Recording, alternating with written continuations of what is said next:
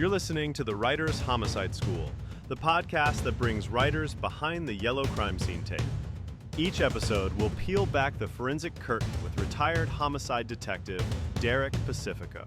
So, whether you type Chapter 1 or call Action, grab your notebooks and sharpen your pencils. Class is in session. This is the Writer's Homicide School. Hello, writers. You have the right to remain silent. Anything you say can be used against you in court. You have the right to an attorney before and during questioning. If you cannot afford an attorney, one will be appointed for you by the court free of charge before questioning. You understand the rights I've just explained to you. With these rights in mind, are you willing to speak with me? This is my Miranda card that I used throughout my patrol and investigative days, including reading to every single homicide suspect I ever met. And yes, we read it. We read from our cards to make sure that we don't miss any words and don't have anything tossed out. Today, we're actually going to talk about Miranda in detail so that you understand the nuances of it, because the nuance is where the excitement lives. That's where the drama lies, is in knowing when to use Miranda and when not to. It is far overused in most TV shows and books, and it's oftentimes used incorrectly. There are two components primarily to the need to advise someone of their rights. And the two parts to this is a simple math equation. Custody plus interrogation, parentheses, by law enforcement, which is a key thing we'll talk about, equals Miranda. Okay? Now, one of the things I want to get straight right off the bat is some strict nomenclature. They're not Miranda rights. Even though you've heard that said 1,000 times, and even seasoned veterans like me still say it because it's what everybody knows and it's easier. The truth of it is, Miranda is a decision that requires us to advise people in custody who are being interrogated against their self-interest with a set of procedures to advise them of their rights. So Miranda, if you didn't know, is actually the last name of a man, and it's the Miranda decision of Miranda versus Arizona, 1966. So cops back in that day were never trained in the notions that people had the right to remain silent or that they had the right to an attorney, both of which come from constitutional amendments. We'll come to in just a second. What happened is Miranda was arrested for burglary. And after an extensive interrogation with multiple different detectives taking turns, and he, wasn't given a chance to consult with anybody, and it was all night long, and no water, no food, kind of thing. On appeal, the defense counsel said, "Hey, listen, Judge, the United States constitutional amendments, number 5 in particular, says that no person shall be forced to self-incriminate, that people thus have the right to remain silent because whatever they say can be used against them in court. We should tell people that they don't have to talk to us, that what they're going to say could likely wind up be a confession statement used against them. And secondly, per the 6th Amendment, written way back when, states that people have a right to face their accusers, a right to speedy trial, and the right to defend themselves and against their accusers. And in the meantime, we've all realized that there's a job out there, a profession called litigator and lawyer, whatever, and that everybody should have the right to confer with counsel. In fact, the 6th Amendment says so. So through all the processes that it went through, the courts came down and said, yes, you're right. And in fact, it shall be the order of this court, this Supreme Court, that all law enforcement shall from this day forward advise all suspects who are in custody who are being asked questions against their self-interest that they be prior to advised of the right to remain silent and their right to counsel. And from that, pared down this language that I read to you, which comes from my former department, but with little exception across the country, it's all the same. And procedurally, the law is the same. So you got to keep in mind some history, though, which is really interesting. And from my perspective, I came on the department in 1990. Okay, I was trained at the Sheriff's Academy in 1990, and Miranda was ubiquitous by this point. It was in all the TV shows. It was well known. Okay, I was born in 1969. Tells you how old I am, and it was a decision that was, only predates my birth by 3 years roughly.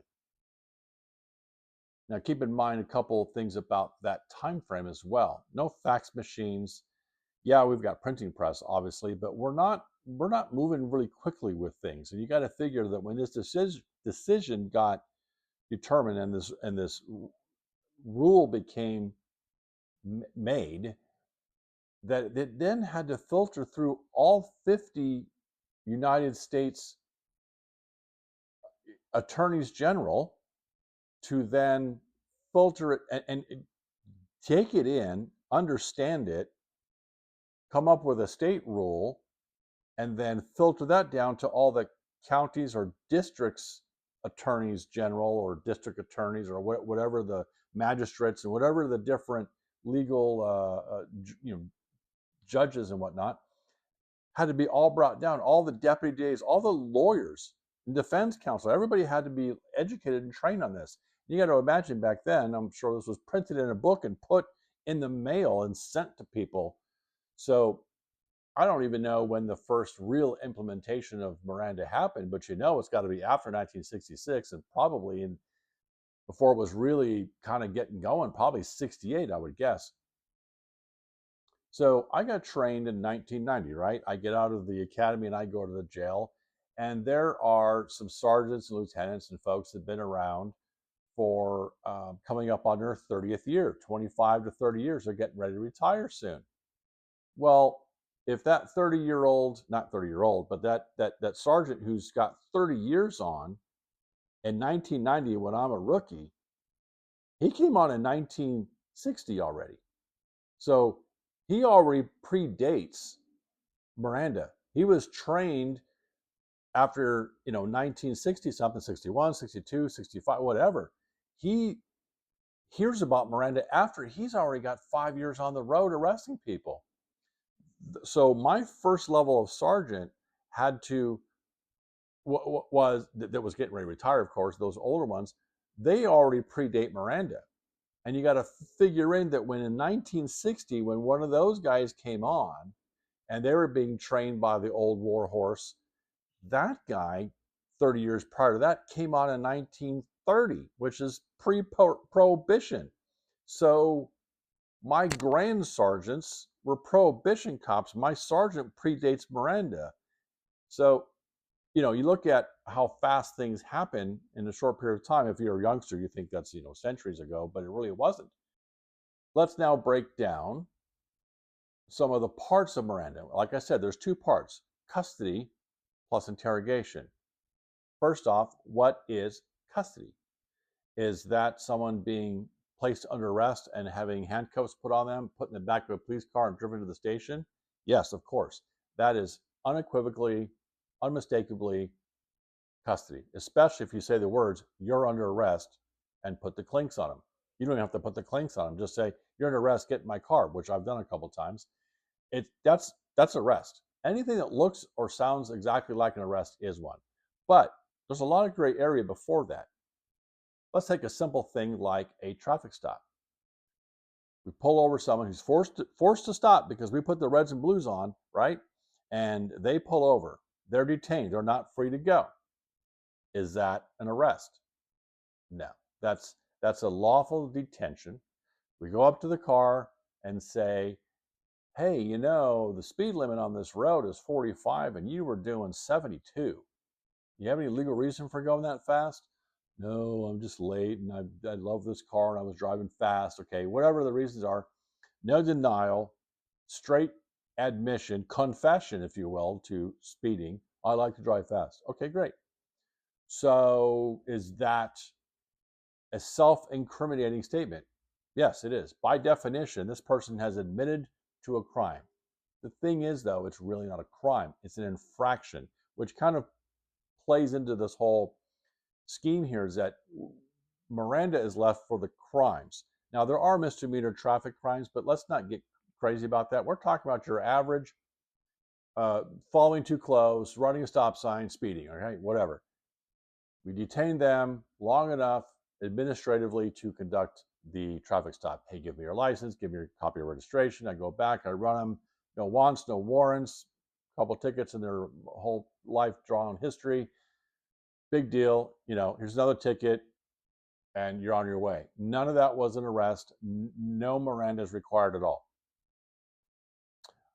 How about it's 11 o'clock at night on the swing shift and pull over a car for speeding down the main highway and walk up to the car and the driver's got some red glossy eyes, slow speech and fumbles with the license, and you can just smell the wine or the whiskey coming off this person.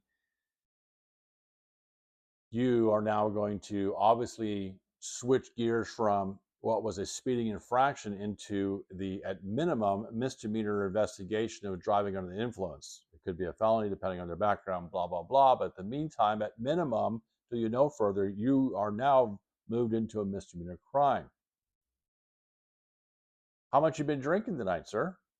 Just guess what? Always 2 beers. Okay, so 2 beers, or I had a glass of wine. Okay, the glass is this big. I had a glass of wine. Okay, is that self-incriminating?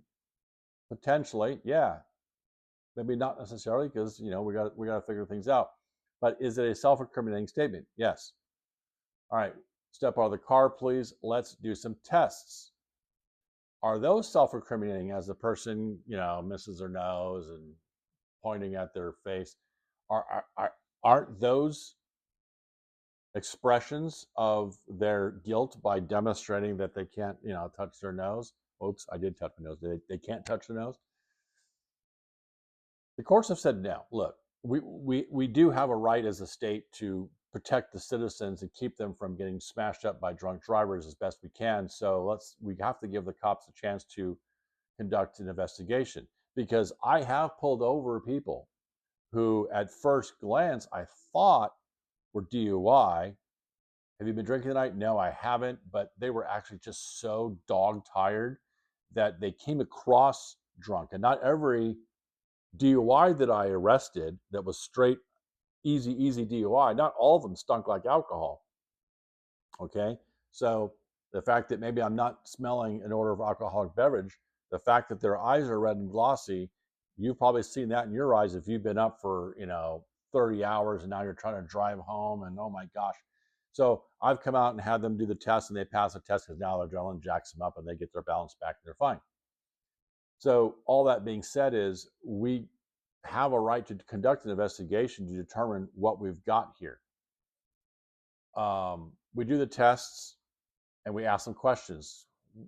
When did you have these drinks? What time did you go out? When did you meet with your folks? Oh, 9 o'clock. And what did you go to dinner or just to a bar, or were you at home? Where were you? Oh, we were at the so and so bar on Main Street, right?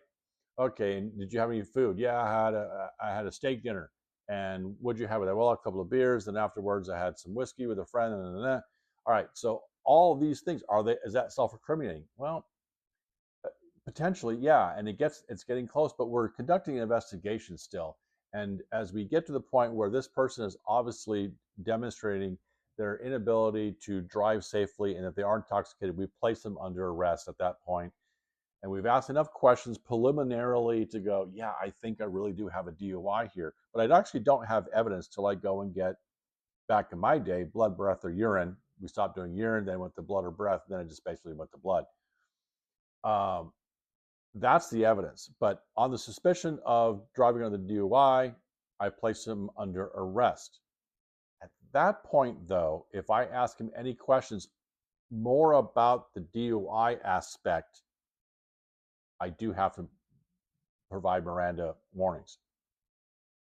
Now, questioning does not require, all questions being asked do not require Miranda.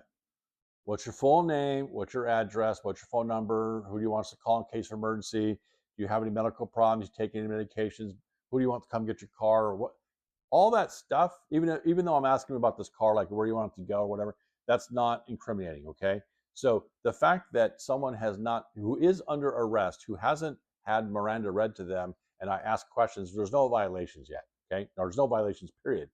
Only if I ask questions more about the crime. My probable cause threshold got met. I made the arrest.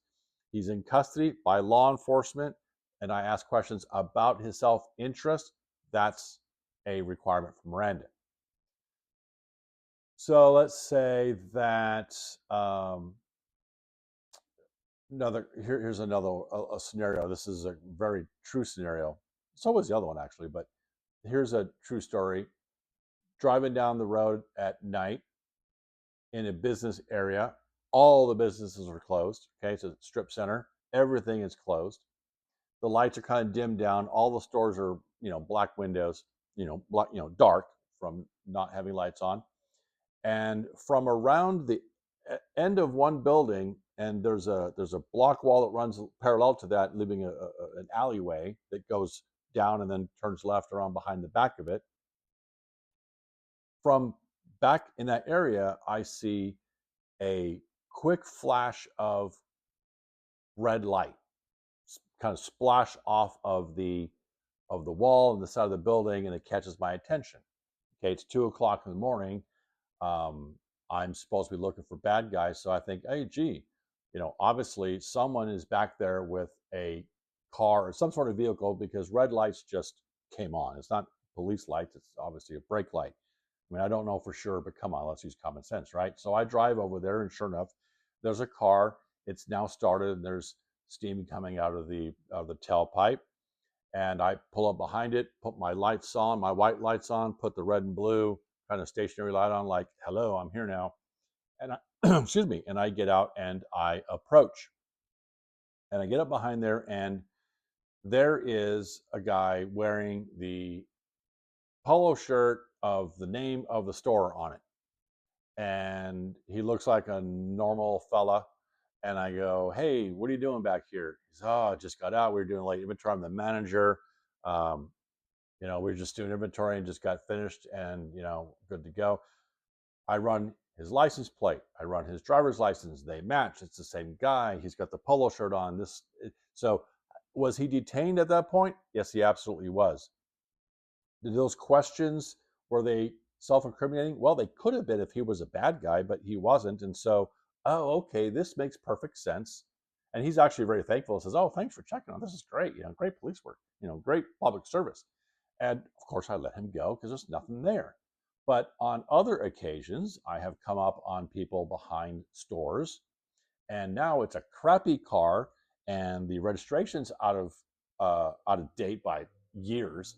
And the guy behind the seat is this shirtless white male with bad skin and rotting teeth and long scraggly hair, and he's in a car that smells like ass and feet. And on the floorboard is a crowbar, hammer, a saw, pliers, and a bag.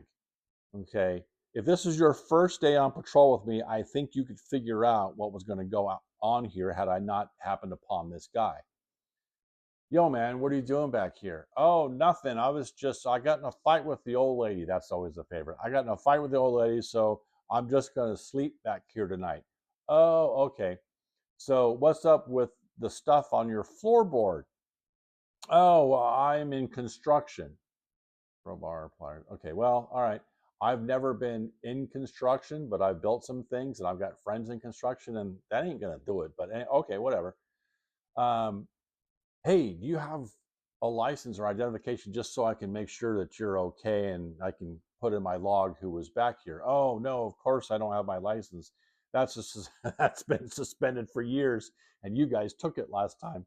Okay. Well, what's your name? And now we have a couple different scenarios. This has happened a bunch of times. Either it's I get the real name and then I get a fake DOB, or I get the so what's your name? John. And then you're like, oh God. All right, we're gonna be here in a minute. All right, roll me a second back. So I roll this. I finally figure out who this guy is, right? He gives me a name. I run it. It's either it doesn't belong to him. It's not. There's no guy that name and date of birth, and that's bogus because he's a meth head and he's got this crappy car. So run the registration. You start playing the game around. Hey, you're lying to me. I'm gonna add that as a charge. Okay, here's my real name, and he's got a warrant. So he's got a warrant, and I go, all right, you got a $10,000 warrant for failure to appear on all this other crap you did last month. Okay, get out, boom, boom, put him in the handcuffs, throw him in the back, search him down. He's got nothing on him. Throw him in the car. Search the car. There are no drugs. There's no drugs or guns this time. I mean, he doesn't have any drugs because he's smoked them probably an hour earlier, right? And I've got no extra crime. I've got him on the warrant. I've got him on possession of burglary tools. I really can't get him on attempted burglary because I got there before he started doing any prying or anything. So really, I've got him on the warrant, and this car is going to car jail. We're going to take the tools, put them into evidence, and if he can prove that they're not part of a burglary tool system, he can have them back, which he'll never do the petition for. So off to jail we go. Drive him all the way over there. Get there, ask him all the booking questions. Do I need to advise him of Miranda? I'm not going to ask him any more questions. I've already asked him what he's doing back there. He's lied to me. I know what he's back there doing, but I don't actually have him on the burglary. I got him on the warrant. Why do I need to advise him of Miranda? Is he in custody? Yes. Am I law enforcement? Yes. Am I asking him now any questions against his self-interest? No. The booking questions, like we talked about, where you live, blah, blah, blah, blah, blah, blah, health medications, blah, blah, blah. None of those are self-incriminating. I don't need to advise him Miranda. See ya. Go see the judge and go do 6 months for your violations. I don't have to advise Miranda. It's only on TV where everybody gets handcuffs on that they get immediately advised of Miranda. That's not true. That's not how it works. So let's talk about custody in one other aspect. Here's another scenario. This happened daily. Get a call, usually in the afternoon, usually about right after school. We get a phone call, or get a radio call. Hey, go Staples, Best Buy, maybe those two, but primarily Walmart or Target. One of those two, Walmart or Target. Go to Walmart, go to Target. They have it in custody. They've got somebody already in custody. Their internal security has arrested somebody. So we get there. I know where the office is, been there 100 times, right? Go upstairs. Hey, knock, knock, knock. Who's, and there's usually one of about 4 people we know. And hey, Bill, hey, Jane, whatever. What do you got? And here's a sorry looking, usually kid or young adult, sitting on, hooked to a chair. So they've handcuffed him to a chair. And they hand me a piece of paper that has a statement written out by this guy, sometimes written by that person, or they've written it themselves and he signed it. They give me a DVD with the video of what happened that night. The officer tells me what he saw, and and he has a picture of that's printed out now, digital picture that he's printed out of the guy taking the stuff out of his pockets when they arrested him, and he and a receipt that they went, because they go in and zap it and they go, all right, this was $185 worth of stuff. Okay, he's under arrest. He has confessed to his crime to the security. They have him on recording saying, I came in here and I wanted to buy some stuff, but it was too expensive and I decided to steal it. So I stole stuff, I took the stuff in my pants, and yeah, I knew it was wrong. Okay, he admits to everything. Is that statement coming in to court when they didn't advise Miranda? And the answer is yes, it is, because they're not law enforcement. Miranda only applies to state officers and federal officers, to law enforcement. When they go and do this statement and say, hey, so what are you doing? Why'd you come in here? What'd you do? Oh, I came here to steal. I stole the stuff. Okay. And they write that down. He's confessed to it to a third party who's recorded it. The guy's either written, I mean, all that's coming in. If I want to ask him questions, I have to advise him on Miranda because he's clearly under arrest. He's been placed under citizen's arrest, and I'm taking over that arrest for them.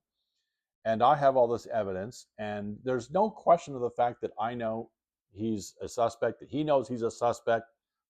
If I ask him questions about the shoplifting, I have to advise Miranda. If I choose not to, I don't need to. But the whole point is that's a tactic of whether or not you want to do further investigation and all this other stuff. And that might be a decisional factor between you and the detectives or your sergeant. But the reality is that I'm saying that as if I'm talking to cops because I teach as the cops too.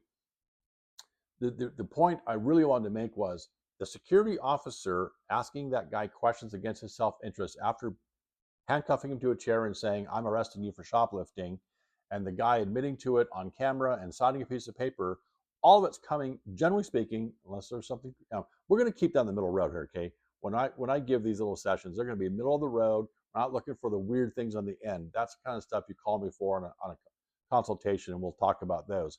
But generally speaking, there's no reason that's not coming in because that's not a law enforcement officer, and he didn't do it at my request or at my behest. He did it because that's his job and that's what he does for a living, and he hands me the evidence. So, interrogation. Let's talk about that now. Let's say that I, as I was a homicide detective, go to a man's house whom I want to speak to that I believe is deeply involved, if not the primary suspect, in a murder. I knock on the door, go, hey man, I'd like to talk to you. I'm Detective Pacifico, Sheriff's Homicide. I'd like to speak to you about the murder that happened down the street from here last week. Can I come in and speak to you? Really, we just sometimes did that. We just knock on the door and go, hey man, can I come talk to you? If we don't have enough yet and we're kind of fishing. Oh yeah, come on in. All right, so now we're inside the house and I'm talking to this guy, me and my partner are there, and we're chatting it up and we're doing our thing. And I don't know anything about it, and I haven't done this, and I don't know what you're talking about. I just live down the street. Okay, great. So we're chatting it up and using the tactics that are left for another session we'll talk about. He finally admits and goes, okay, yeah, it was me. I did it. Is that statement coming in? Do you think that statement's coming in? I am definitely law enforcement. I told him I was law enforcement. I'm wearing a suit, wearing a badge. Told him I was a cop. Told him I'm from homicide. Told him I want to talk to him about a murder. And he tells two homicide detectives, yeah, I did it. It was me. Is that statement coming in? I haven't advised Miranda. Well, yeah, it's coming in.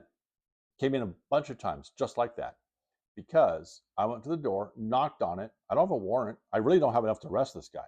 We think he's our guy, but we've run out of everything else. And so now it's just like, well, let's just go talk to the guy, see what happens. I mean, he's got to know by now we're looking at him, right? So we knock on the door. He lets us in. I mean, he's sitting at his kitchen table. How can you consider that custody? You can't. It's not custody. I've demonstrated the fact it's not custody. I mean, okay, I've got that in recording too, by the way. We're running a recorder the entire time. So you literally hear me knocking on the door and him saying, yeah, come on in. Now, here's where the Miranda part does come in. What is the common thought?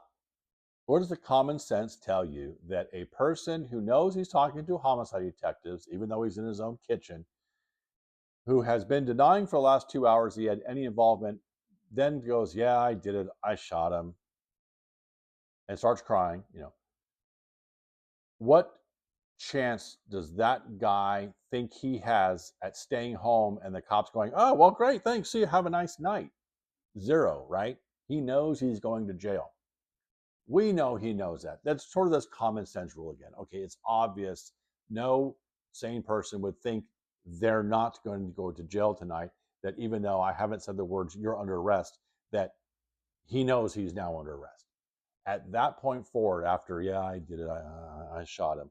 Okay, at that point, it's, well, listen, I got to do this Miranda thing. You've seen this on TV 1,000 times, right? It's just like that, okay? You have the right to remain silent. Anything you say can be used against you in court. You have the right to an attorney before and during questioning. If you cannot afford an attorney, one will be appointed for you by the court free of charge before questioning. You understand the rights I've just explained to you. Okay, and I'm giving a little head nod every time to, like, let's coax into this. Yes, I understand. And with these rights in mind, are you willing to talk with me? So, and what I'll add to that is, with these rights in mind, are you willing to continue talking with me? And let's finish out this story. And invariably, I've not had anyone, no one say, no, I want my lawyer now. Never happens. Not to me, not with me and Rick and Tony. Never happened once that someone, after going, oh, yeah, I did it, denying it for 2 hours and going, yeah, okay, I did. Never have they said, oh, you know what? Gosh, now I want my lawyer. No. They just go, yeah, I did. Well, what happened? Well, I was hopped up on meth and I was pissed at the guy and blah, blah, blah, blah, blah, blah, blah, blah, blah, blah, blah, and then tell the story.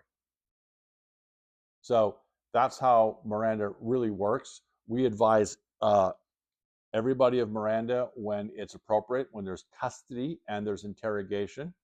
They both must be together at the same time. Custody and interrogation by law enforcement, because you could have been put in custody by somebody else and they weren't interrogated. But custody and interrogation by law enforcement, asking questions against their self-interest. I've had guys on appointment show up at headquarters. I gave them my card. On it, it says Detective Derek Pacifico, Sheriff's Homicide, San Bernardino County, 655 East 3rd Avenue. I mean, the address, my phone number, my email address on this card with a big badge on it. Hey, come see me tomorrow, because I don't have anything on this guy tonight. Come see me tomorrow at headquarters, and we'll talk some more about this. We don't want to do this out here tonight in front of everybody. Come see me tomorrow. I've had suspects who were denying it on Tuesday drive down Wednesday from wherever. And San Bernardino County, if you don't know, is huge. Okay, it's as big as the 5 smallest United States combined. Okay, it's bigger than the state of New Jersey. So people drive for an hour to get to, or more, to get to headquarters. Come to the front desk, which is not where homicide is. We're way in the back. Come to the front desk, ask for me, and I come up and get them and walk them through. I get a badge through two doors to get them back into a room and put them in the interrogation room. Are they in custody? Even though we went through a couple back doors, there have been arguments about the mere fact that a subject is in a interrogation room puts them in custody, and the court has said, no, hang on a second. That means we'd never be able to talk to anybody ever. So stop that. This guy drove himself down, said, hey, you have a Detective Pacifico here? He said to come down this afternoon and speak to him. How can you call that custody, right? Bring it back into the room. We're talking, hey, just tell me more about what happened at the party. Well, I don't know nothing. I was just there and then I left and I didn't see nothing.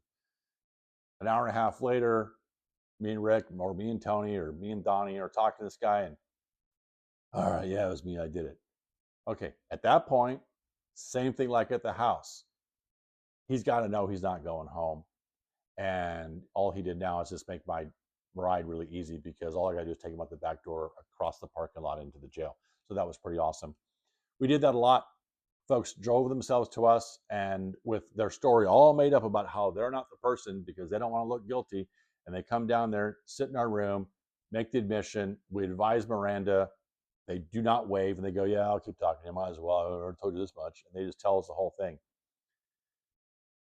We don't catch the smart ones, right? So, and we're just really good at it. So that is what I want to talk to you today about Miranda. All right. So when you're writing your scenes, keep in mind that the two parts must be true. You must have full custody, unequivocal, obvious custody, and that you must have Miranda. excuse me, you must have custody and you must have questioning by law enforcement against their self-interest. And that's the big key, against their self-interest by law enforcement. But let me back up one thing before I let you go. One of the other things that we would do that would get argued, but I always won them. My team, we always won this argument because the truth is the truth. We bring a guy in handcuffs, in custody. He's under arrest, no question about it. Custody has been met. We bring him into the interrogation room, uncuff him, put him in there, because now we're in the back, we're in a secure area. He's in the back, and we sit down and we talk for however long it is, half an hour, 45 minutes, an hour. And we talk nothing about the case. We talk about sports and horses, is my little coined term. Whatever it is you want to talk about. You want to talk about the game, you want to talk about music, you want to talk about favorite bands, you want to talk about what it's like living in Michigan where you were born, you want to talk about your favorite beach, East Coast versus West Coast beaches, Five Guys versus In-N-Out. We can have that argument all day, and I'm going to win because In-N-Out's better. I don't care what you say. So we do that, and then we go, oh, hey, listen, we want to talk to you about, obviously, the party from last week. But before I forget, I got to do this thing here. Let me get my glasses, and I'll do this little fun thing. I'm going to get my glasses on. Okay. You have the right to remain silent, anything you say, and then go through the whole thing. And at this point, it's chill, it's casual. I don't have to go, all right, you have the right to remain silent. Anything you say can't be used against you in the court of law. I don't have to do that. I don't have to scare him off. I can be a nice guy. We can talk about sports and horses for 45 minutes, get the guy to go from this kind of body language to this kind of body language where now he's leaning forward, we're talking, we're laughing. And as soon as I get some laughs, I'm like, okay, guy's chilled out, he's relaxed, and let's have a conversation. Oh, and before I forget, let me do this Miranda thing. So that's how it's done. Have fun with your scenes. Remember, you can do that kind of stretch. You can have a conversation with the guy who's in custody before you talk about the bad thing. You can talk about the bad thing without there being custody. You can have custody without talking about the bad thing. There are all these variations. You do not have to have your characters put handcuffs on and then immediately read Miranda to them, because that's not accurate and you don't need to do that. You can make that a fun scene if your rookie does it and screws the whole thing up, and now, dang it, now we have to find our way around it. So you can use it in any kind of ways you want, but make your detectives and your officers as smart as they actually are in the real world, and have fun with it. And I hope this was helpful to you. In the meantime, talk to you later. Keep writing.